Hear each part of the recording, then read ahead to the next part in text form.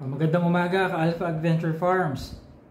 Ito, iniipon ko lahat ng mga tanong galing sa mga nagbabalak bumili at bumili na ng aming fermented corn silage. So ito yung mga tanong nila na nasagot ko naman ito ng personal when they picked up their orders. Now para marinig na rin ninyo kung ano yung sinagot ko dun sa mga tanong nila, ito ibabahagi ko sa inyo kaya magre-record ako ngayon, no? So, unang tanong ay, gaano daw karaming corn silage ang ipapakain sa mga kambing? Tupa, baka, at kalabaw. O, isama nyo na, pati yung ibang klase ng ruminants dyan. Sige. Small or large ruminants. No?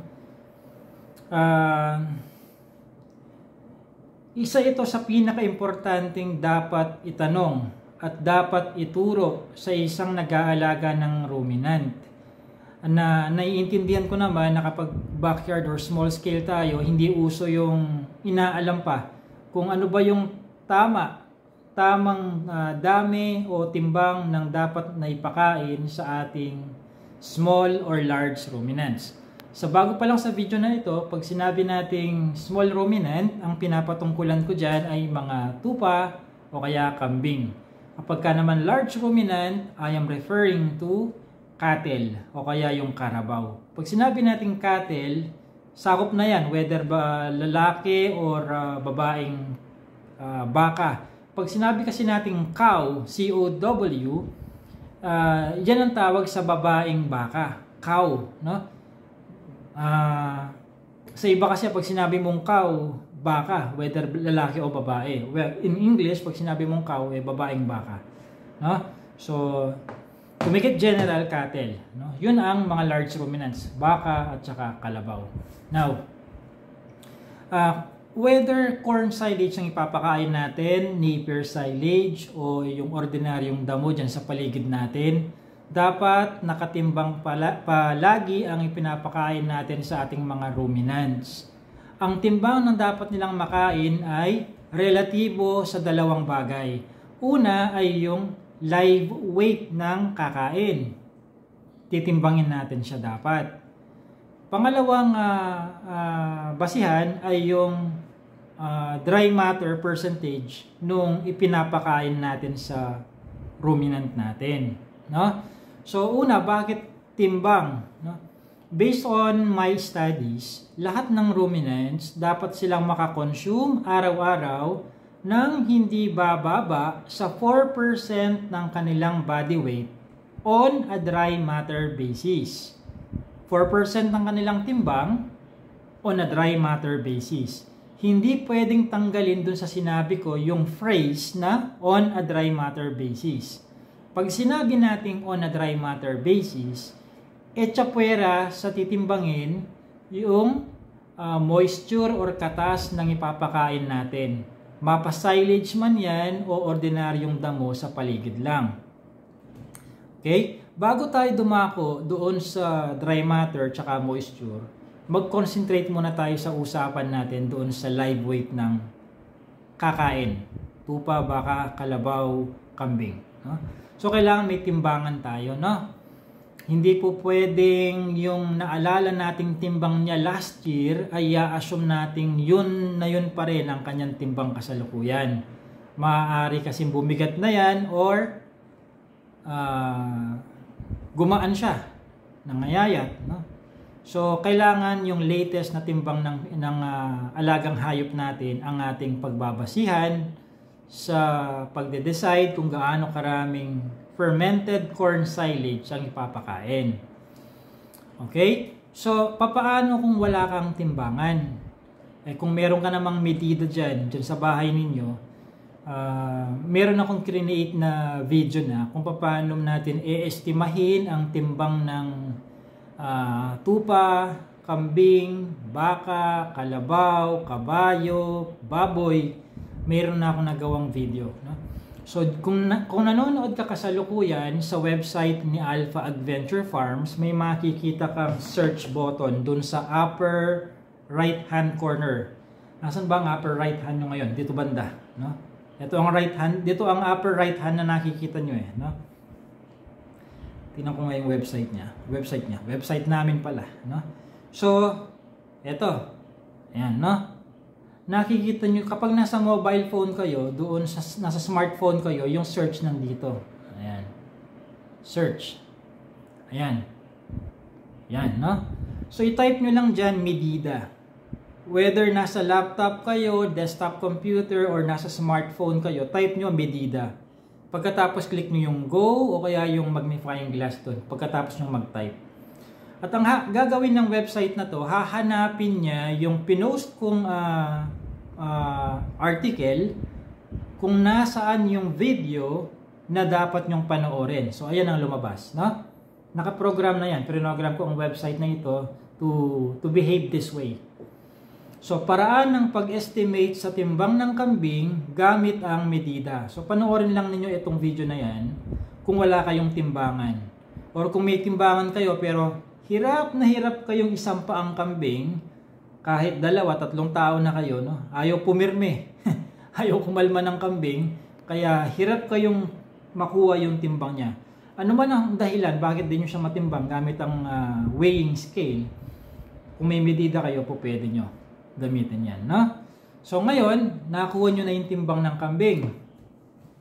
Ang next natin aalamin ngayon ay yung dry matter.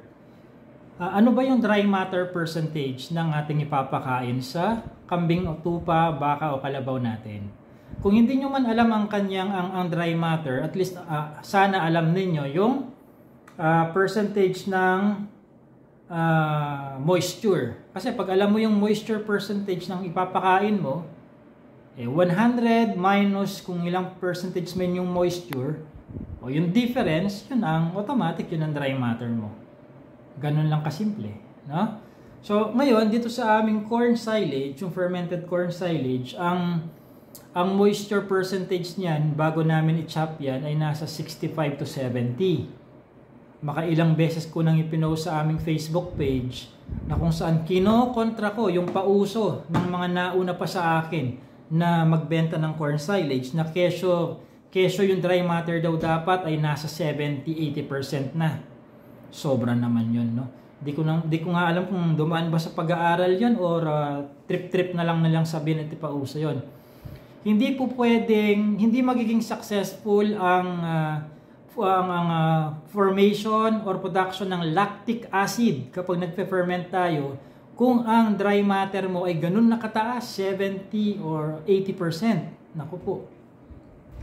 For fermentation sake, ang moisture percentage natin for silaging ay dapat nasa 60 to 70% moisture, no? So, meron tayong tinatawag na grip test, no? Hand grip test. Kapag na-chop na yung silage mo, lamutakin mo sa kamay, no? Lamutakin mo ganyan. Gawa ka ng parang bola. Kapag kumorte siya na parang bola at dahan-dahan siyang nabubuwal, no? Yung pagkabilog niya, at saka kapag kinatas mo siyang ganyan, no? At hindi na tumutulo yung katas niya, ibig sabihin sapat na yung tama lang ang kanyang moisture percentage, no? Hindi po pwedeng sobrang dry. Okay? Kung wala kayong pang-test ng moisture percentage, kung wala kayong ganun, may nabibili kasing gadget para doon no?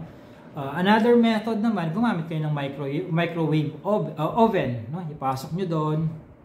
On a separate video siguro, discuss ko na lang doon para hindi labo-labong topic dito. Ang dami kong gustong ituro, kaso magiging chapso yung video na to kapag diniscuss ko na naman lahat yan. No? So ngayon, sa amin, yung corn silage namin, nasa 30% ang kanyang dry matter. No? 30%, 30 to 35. Doon na lang tayo sa 30, no? 30%, no? So ngayon, ang nakuha na natin ang timbang ng papakaining alagang hayop. Sabihin na lang natin ang timbang niya ay nasa 30 kilos. No? I-assume na lang natin 30 kilo ang timbang niya. Pagkatapos, yung papakain natin sa kanya na mayroong 30% dry matter na fermented corn silage, paano natin kukumputin ngayon yan? So, papakita ko sa inyo calculator, ha?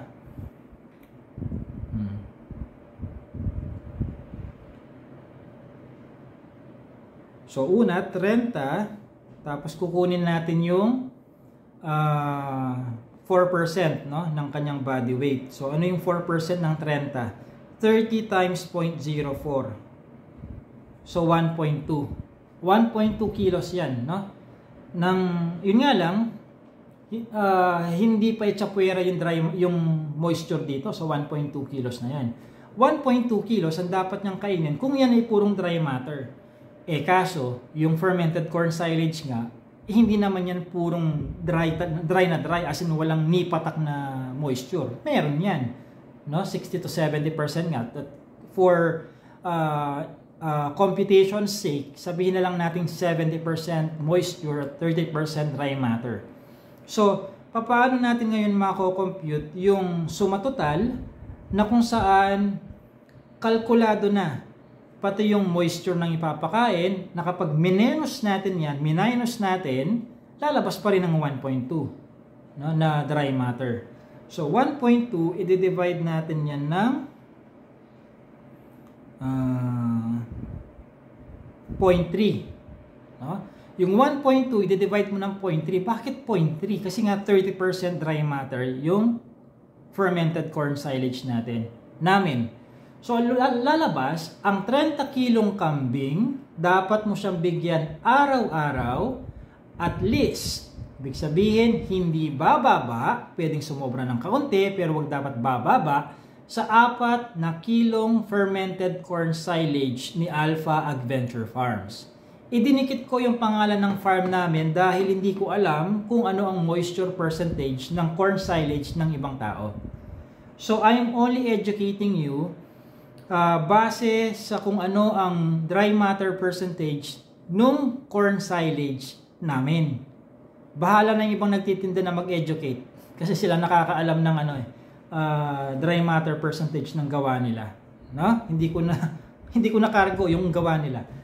Okay? So 30 kilo. Ang 30 kilong kambing, tupa o anumang ruminant yan, kakain dapat ng hindi bababa sa 4 na kilo na fermented corn silage ni Alpha Adventure Farms.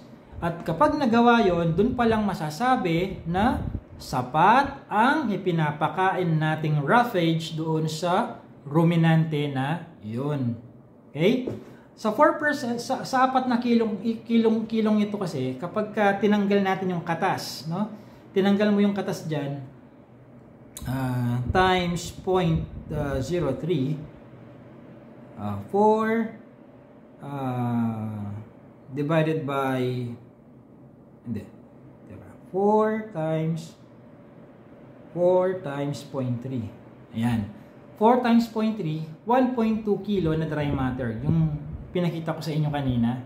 So, sa kwentahan, kailangan kasi isama mo yung percentage ng moisture at saka ng dry matter para kapag minus mo yung porsyento ng moisture, sigurado pa rin na nakain ng ruminant mo yung dry matter na dapat niyang makain relatibo sa kanyang body weight.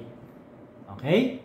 So, ayan. Ngayon, kung medyo nalilito kayo kung paano ba yan, siyempre, Sir JC, siyempre, alam mo yung mathematics mo, kabisado mo kung magmumultiply ka ba, magdi-divide ka ba, ano yung denominator, numerator mo, siyempre, gawa mo yan, kabisado mo kung ano pagpipindot-pindutin sa calculator mo. Paano naman kami? Okay. So, pagka ganun, walang problema dahil meron akong prinogram na calculator na. Pero syempre, pinagpaguran ko to, hindi libre. Pupunta lang kayo sa alphaadventure.com. Nakikita kaya? alphaadventure.com. And then, i-click nyo yung menu. May menu dito papakita ko. Sige. Ayan. Pipindutin ito. Pag nasa smartphone, tapos pupunta sa accessories. Ayan, accessories. Tapos may makikita kayong premium calculators. Premium calculators. Tapos isa dyan yung goat grass. Ito, goat grass consumption calculator. Okay? 300 pesos magkaka-access kayo doon sa calculator ko.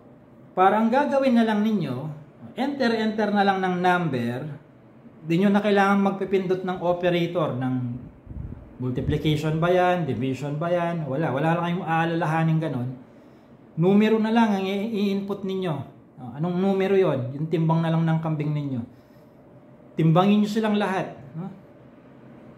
Pagka-input, bahala na yung program ko na mag-compute kung ilang kilo ba ang dapat nyo ipakain dun sa kambing ninyo. Tupa, baka o kalabaw. Okay? So, yun ang sagot dun sa tinatanong sa akin na gaano karaming corn silage ang ipapakain sa mga kambing, tupa, baka at kalabaw. Summarize natin ha. Base sa dalawang bagay ang computation when it comes to feeding ruminants. Una ay yung timbang ng ruminant, pangalawa ay yung dry matter or moisture percentage ng ipapakain natin sa kanila. Yung dalawang yon dapat alam nyo yung numero. Pag alam nyo na yon, makakompute na yung kung gaano karami o ilang kilo ang ipapakain sa bawat isa sa kanila. Okay. Ngayon naman, paano kung hindi naman po sila kanya-kanyang kulungan? Di gawin natin, timbangin lahat at yung na-compute natin na suma total na dapat nilang kainin, ibigay sa kanila doon sa kural nila, doon sa kulungan nilang sama-sama sila. And then, samahan mo na rin ng observation kasi baka naman merong shy feeder, yung lagi na lang nagpapahuli siyang kumain or hindi siya aggressive na kumain, ihiwalay mo yung mahiyain or malamyang kumain nang sa gayon, makain niya yung dapat niyang makain. Kasi kung ibinigay mo nga naman yung dapat kainin ng 16 na kambing, pero dalawa dun sa 16 ay mahiyain or malamyang kumain, pihado, hindi nakain ng dalawang yun yung dapat nilang makain. Nahuhuli palagi di ba? So anong gagawin mo pag gano'n? Ihiwalay mo yung dalawang yun, no? And pakainin mo sila ng hiwalay doon sa mga masisiba nilang kasamahan. So, ganun ang ginagawa ko. At I suggest that's what you will do para makatipid ka doon sa gastos ng syempre, kaysa naman sa 16, 16 na partition ba yan? May gastos yan pagka ganun, no? Paano kung 100 pa kambing mo? Naku po. No? Di ba sana kung hindi problema ang budget para sa individual na partition. Kung hindi mo problema, hindi natin po problemahin yun, no? Yung paano yung mga mahiyain kumain, no? Mga shy feeders. So, ganun lang, no? So, sa mga gustong bumili ng corn silage kay Alpha Adventure Farms, 3 ang pagpipilian ninyo Ito. Punta lang kayo sa alphaadventure.com, tapos diretso kayo doon sa feeds. Ayan. Click nyo yung fermented feeds, tapos may corn silage doon.